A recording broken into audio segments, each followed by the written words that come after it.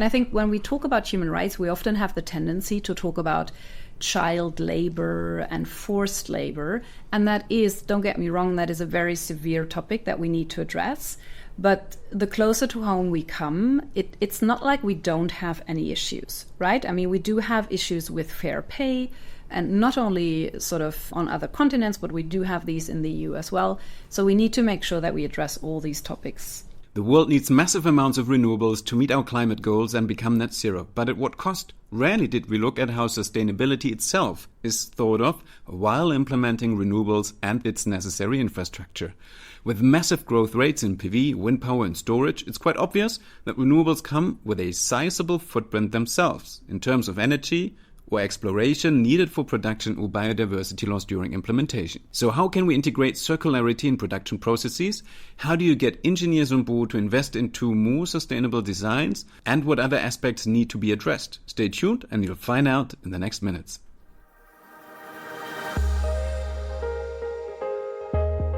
Welcome yet again to our yearly special mini-series of the Smarter E podcast, recorded live here in Munich during the Smarter E Conference and Exhibition 2024.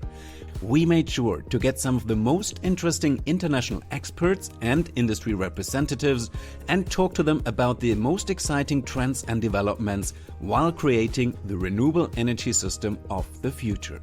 I'm super excited that I had the opportunity to spontaneously enlist an awesome guest for this episode, none other than Katharina Eickelberg, Senior Vice President Global Communication and Sustainability at SMA Solar Technology. As all of you know, SMA is one of the world leaders for inverters and PV system technology for home, business and large-scale projects. And Katharina actually just been part of the opening panel of the Smarter E conference here in Munich and spontaneously agreed to jump into this interview right after, totally unprepared. Here she is. Welcome, Katharina. Thank you very much for the invitation. Glad to be here.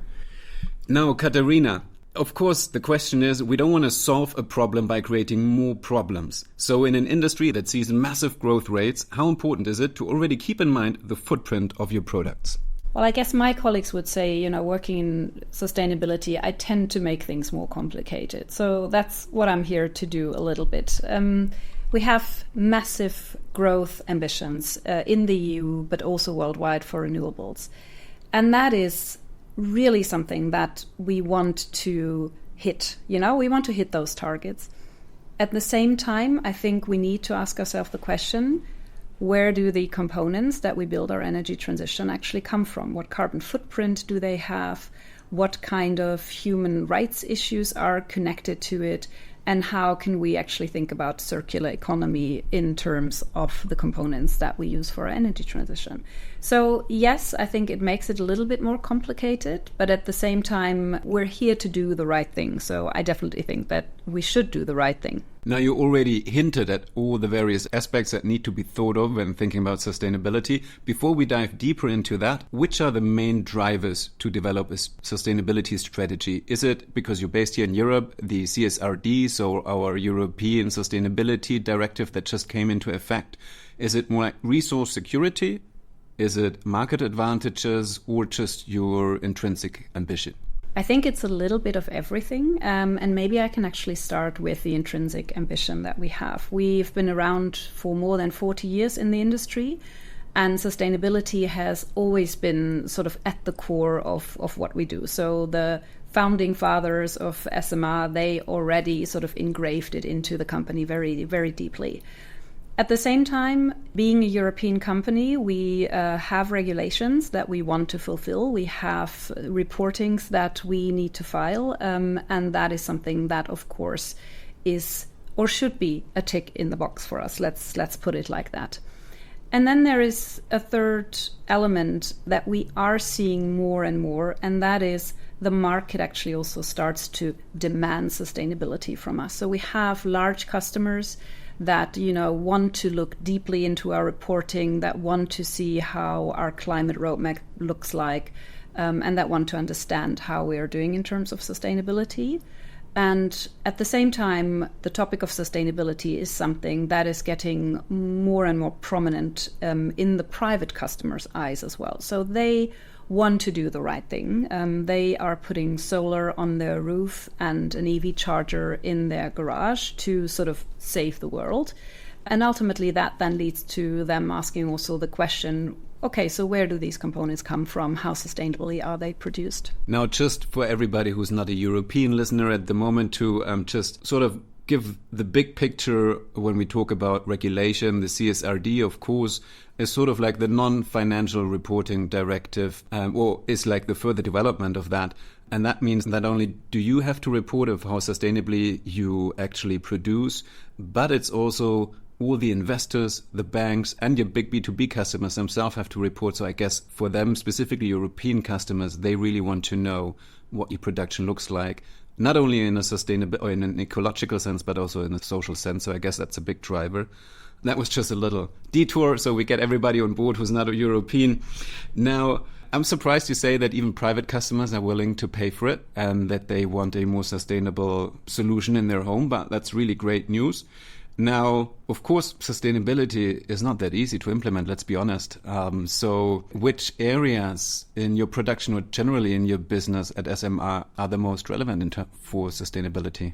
Well, for us, we've been sort of pondering this topic and we've been working on this topic for quite a long time. And we see three main topics that we actually want to address and where we want to excel as well.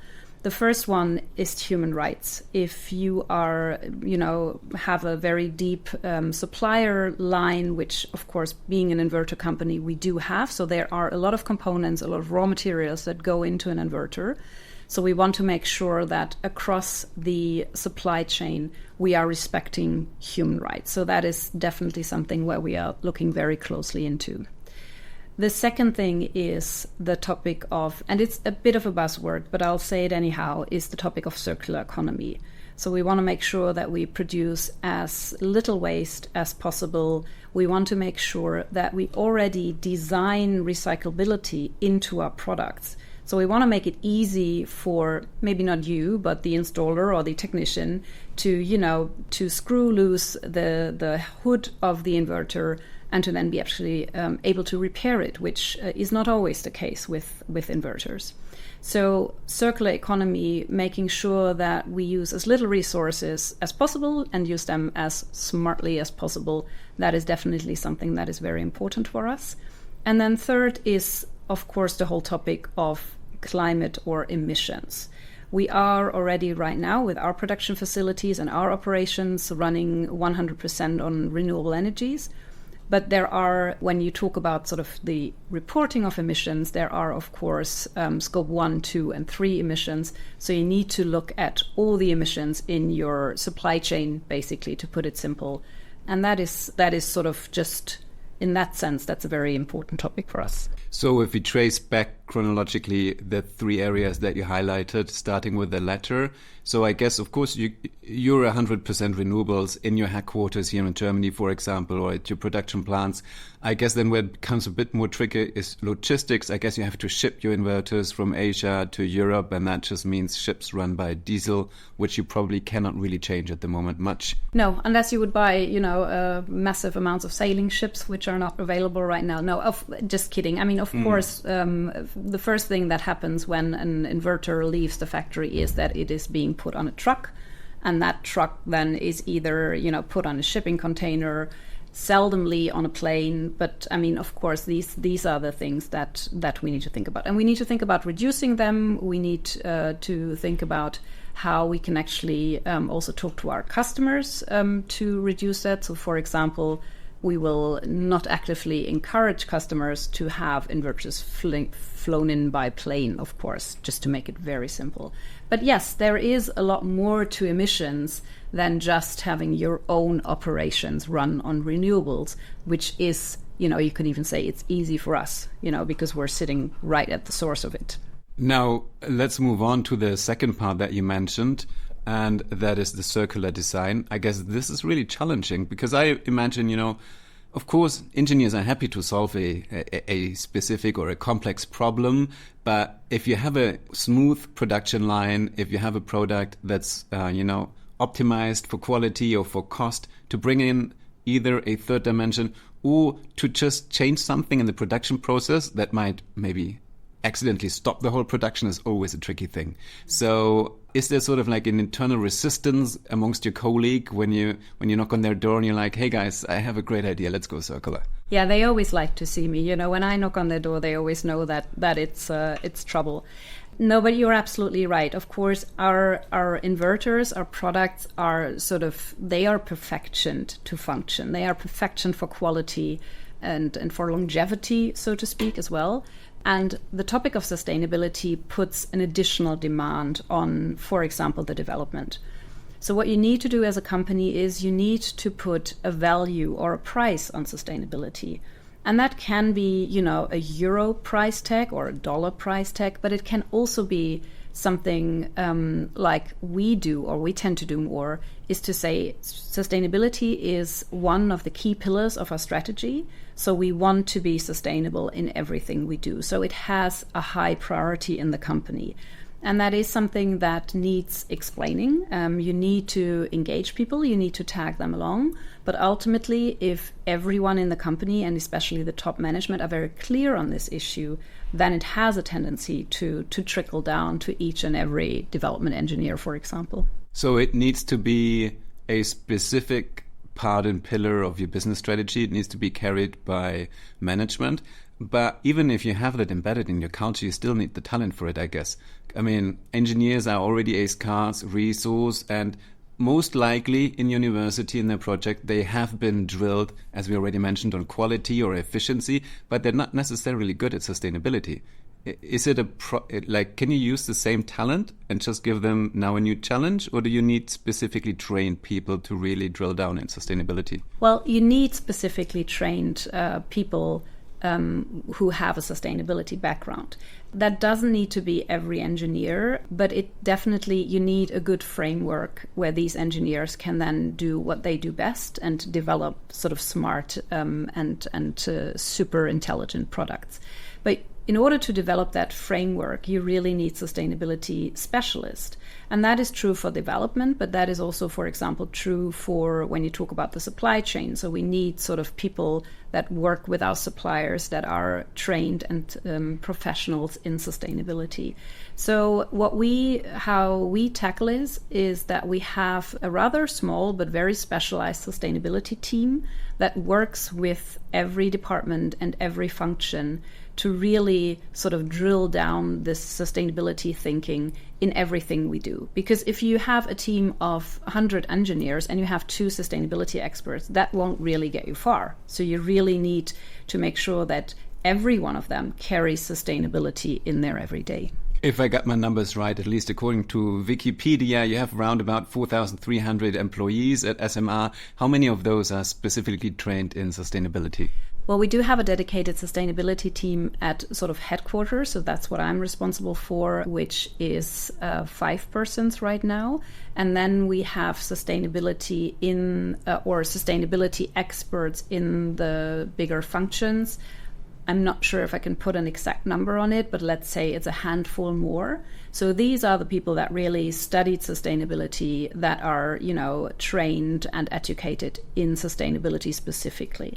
And then you really need to educate the whole organization on this topic. But that sounds like good news. I mean, roughly calculated, that's 1% of your workforce. That's, I think, sounds doable, even if in an already tense battle for talent.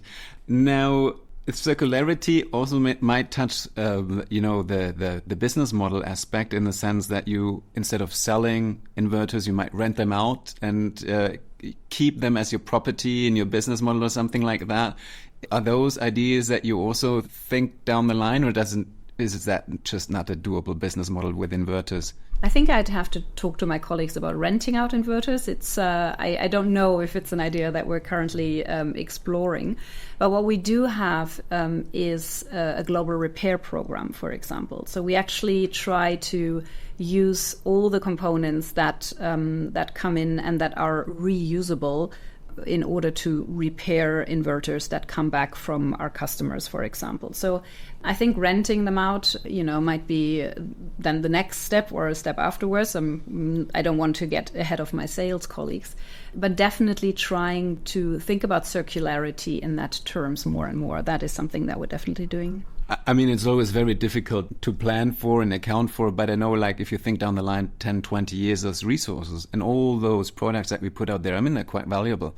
And since we already have them here in Europe, it's much easier if we could sort of like urban mine them rather than importing new resources from Asia mostly. But I think that's really a tough nut to crack that I don't think any company has yet really cracked.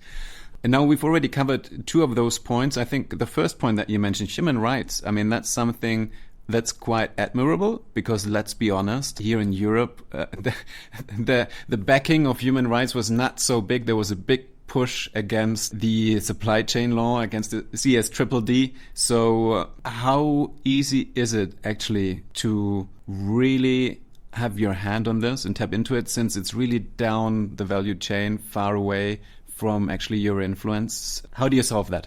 Well, it is an incredibly hard challenge. And I think it's a challenge that every company right now has, and no one has a silver bullet, and no one does it 100% perfectly right. And neither do we. But what we see is that there are regulations that are getting stricter and stricter, and that is the case for the EU, but that's also the case somewhere else. You have modern slavery acts, for example, in the UK and in Australia as well. So the regulations are being tightened as we speak, so to say. And the thing is that you really, in order to be able to tackle that problem, you really need to embed it in your risk management and deeply embed it into your risk management so that you get a good grip of these topics from the start. So what we do is we have a working group, so to speak. I hope that's the right term for it. That is concerned with human rights. We have a human rights officer that is sort of dedicated to this topic, and that is sort of being nominated by our management to take care of this issue. And then we have subscribed, so to speak, to different codices and to different principles when it comes to human rights. UN Global Compact being one of them. In Germany, it's called the Charta der Vielfalt. And we try to really make sure that we comply with all of these different principles. But the thing is that you really need to embed it into your steering systems and into your risk management. And what we have found is that 80% is not easy, but it's rather easy to get to 80% of your suppliers sort of being willing to fill out your forms and being willing to share information. And then the last 20%, further down the supply chain, it will get harder and harder to get good quality data from them. And that's where we are right now. So we have managed to really get good quality data from a lot of our suppliers, really hardly working on, or not hardly, but really sort of working on the last 20%. That's where we are at right now. But I think we're making good progress, and the pressure is up more or less everywhere in the world to do the right thing. Which specific human rights issues are we talking about when it comes to inverters? Is it conditions in manufacturing companies, like working hours or gender payment gaps, stuff like that? Or is it actually really child labor in the exploration of rare earths or something like that, rare minerals? I'd say quantitatively, the topics are more on the side of labor safety and more on topics that are, let's say, closer to home. 70% of the components and the materials that go into our inverters are actually from the EU. So we're not talking about a large percentage that is somewhere far east where you can't really trace it. So it is a mix. I would say it is about critical materials, of course, and the topics that evolve around that. But it's also a lot about, fair pay, decent working conditions and stuff like that. So it's a good mix of everything. And I think when we talk about human rights, we often have the tendency to talk about child labor and forced labor. And that is, don't get me wrong, that is a very severe topic that we need to address. But the closer to home we come, it's not like we don't have any issues, right? I mean, we do have issues with fair pay, and not only sort of on other continents, but we do have these in the EU as well. So we need to make sure that we address all these topics.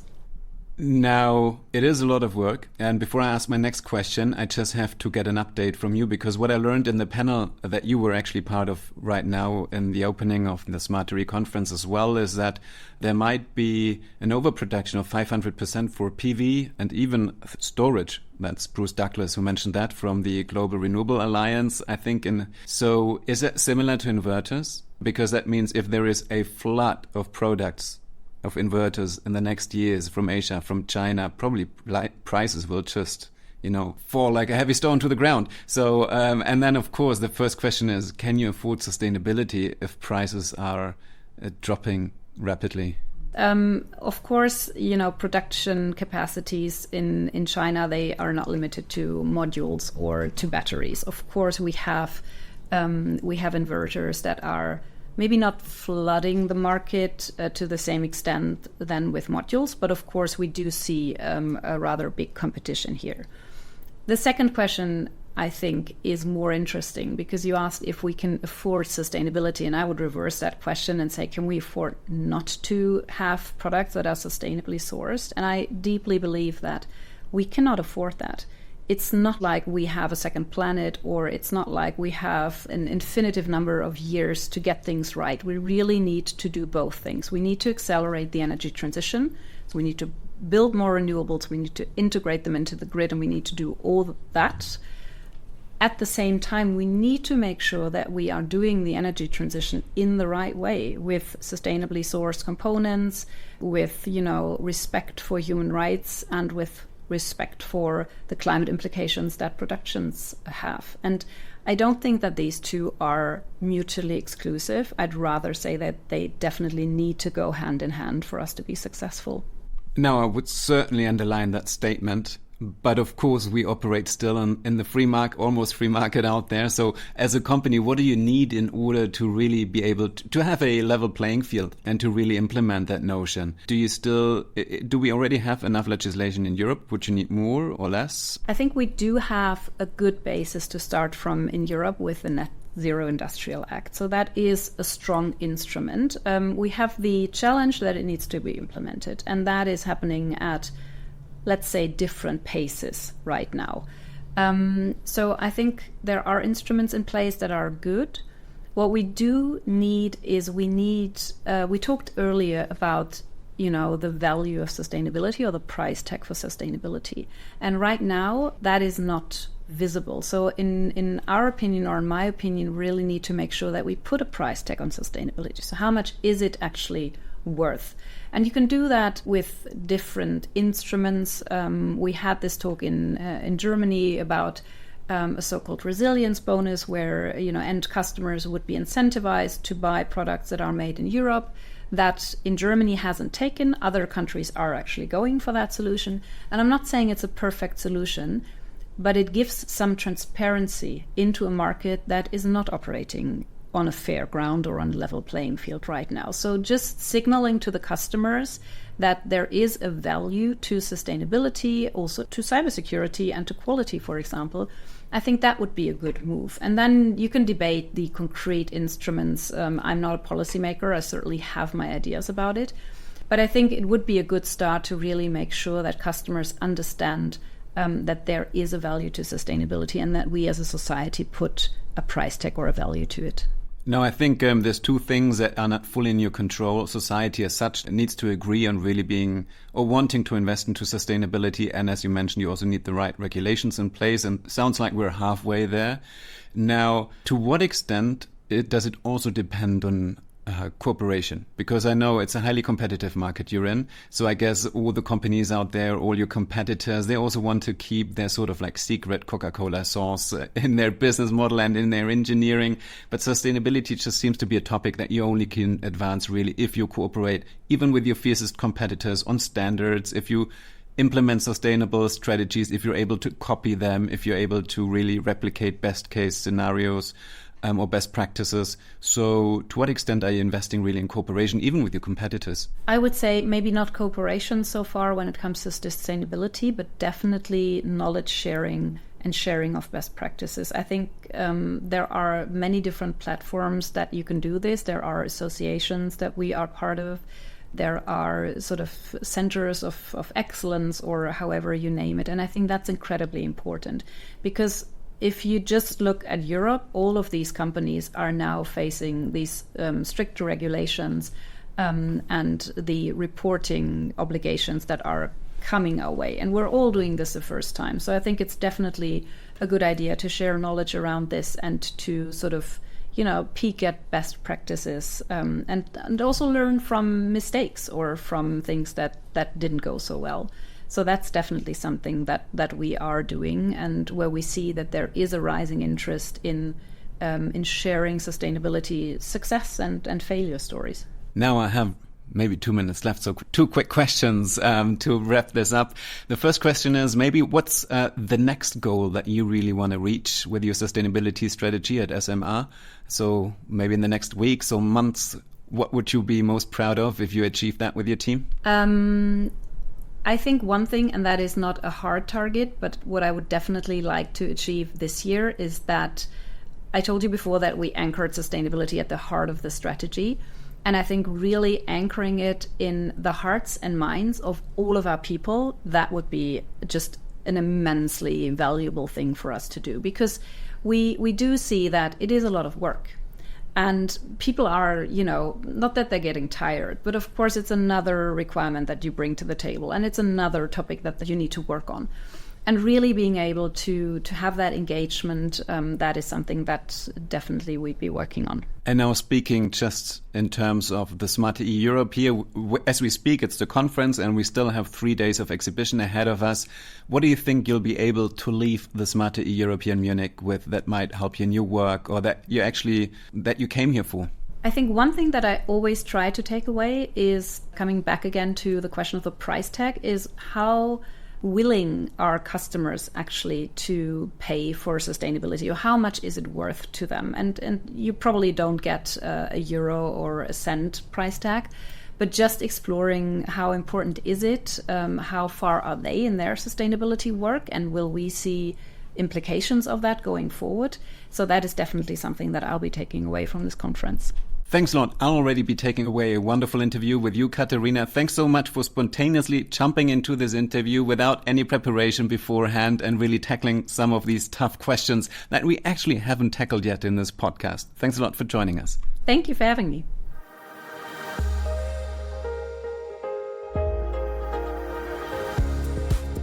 Make sure to also check out all the other episodes of our special mini-series recorded live here in Munich during the Smarter E Europe conference and exhibition.